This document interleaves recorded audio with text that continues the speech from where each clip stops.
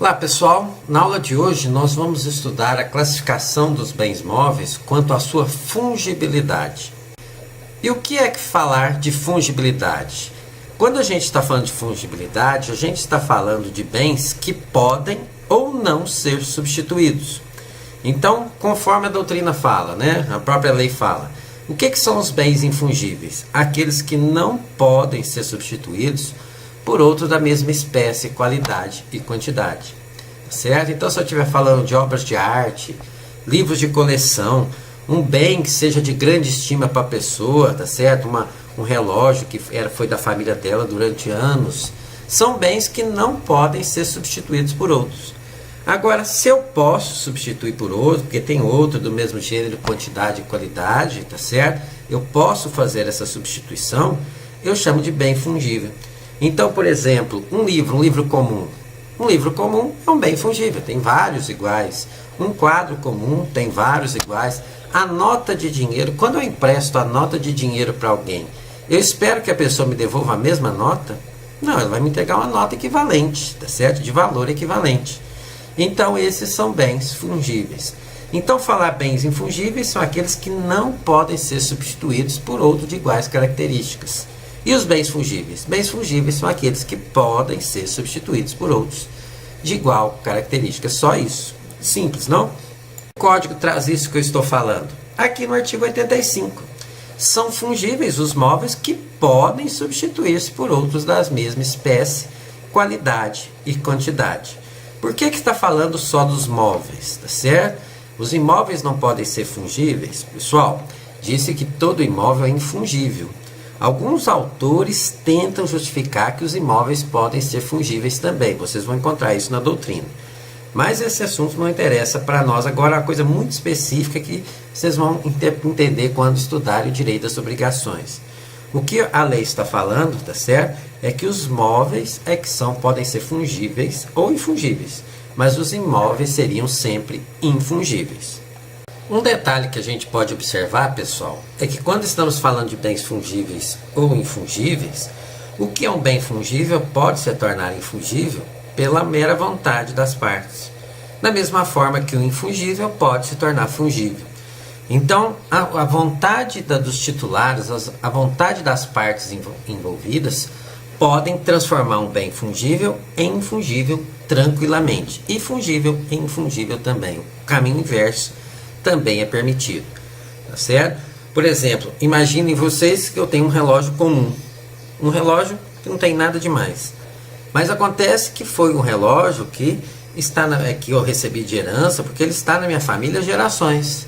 Então, para mim, esse relógio que é absolutamente comum é um bem fungível. Então, se eu emprestar esse relógio para uma pessoa, eu posso exigir da pessoa que me devolva o mesmo relógio, porque é um bem fungível. Para que é que nós estudamos essa questão da fungibilidade? Só para citar alguns exemplos, pessoal. Quando eu estou falando do empréstimo de um bem fungível, a gente chama isso de mútuo. Quando a gente está falando do empréstimo de um bem infungível, a gente fala comodato. São figuras diferentes. Dentro do empréstimo, vocês vão estudar o mútuo e o comodato. Quando eu estou falando de bens imóveis, já adiantei para vocês, a doutrina e a lei mesmo fala que o imóvel é sempre infungível. E os móveis os móveis podem ser fungíveis e os imóveis nunca serão fungíveis. E eu disse para vocês há pouco, tem uns doutrinadores que falam que temos umas exceções nessas regras, tá certo? Outra questão prática. Imaginem que eu empreste para alguém um bem que seja fungível. A pessoa pode me devolver um bem equivalente. Emprestei para a pessoa uma camiseta simples. A pessoa destrói essa camiseta, ela não pode comprar uma outra camiseta e me devolver sem problema nenhum. Agora, isso pode acontecer com bem fungível? Jamais. E aí, conforme está aí no artigo 313, que vocês vão estudar lá no direito das obrigações, não é nem na parte geral, vocês vão estudar lá no direito das obrigações, fala o seguinte: eu não sou obrigado a receber um outro bem, se eu emprestei um bem fungível, tá certo? Ainda que seja mais valioso. Então, eu emprestei para a pessoa um carro simples, que está na minha família há gerações. Para mim é infungível? Para mim é infungível.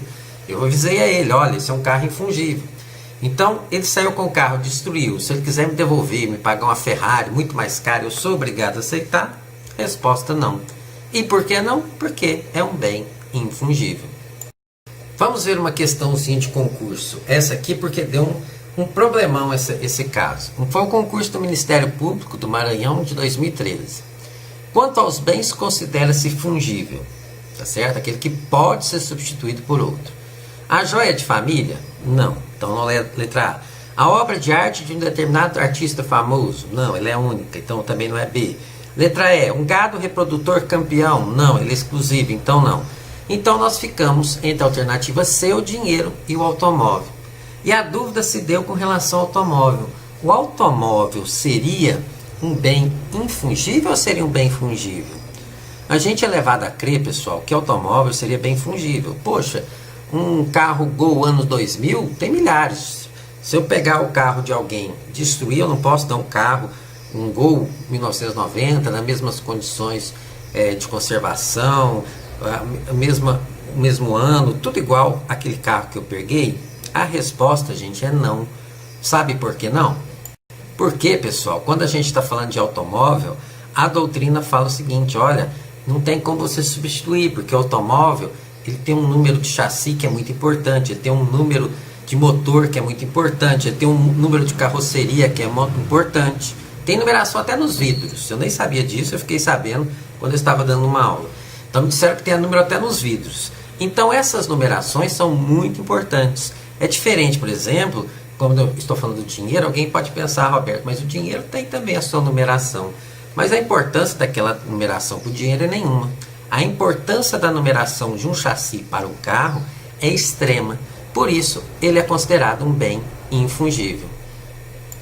E aí, então, faço aquela pergunta para vocês, tá certo? Que eu acho que vai ser a regra sempre que vocês estudarem bens fungíveis ou infungíveis. Uma moeda é um bem fungível ou infungível? Dá uma pensadinha.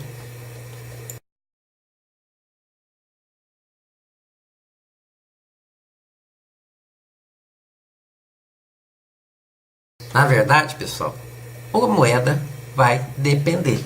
Se for uma moeda comum, essas que a gente circula todos os dias, é um bem fungível.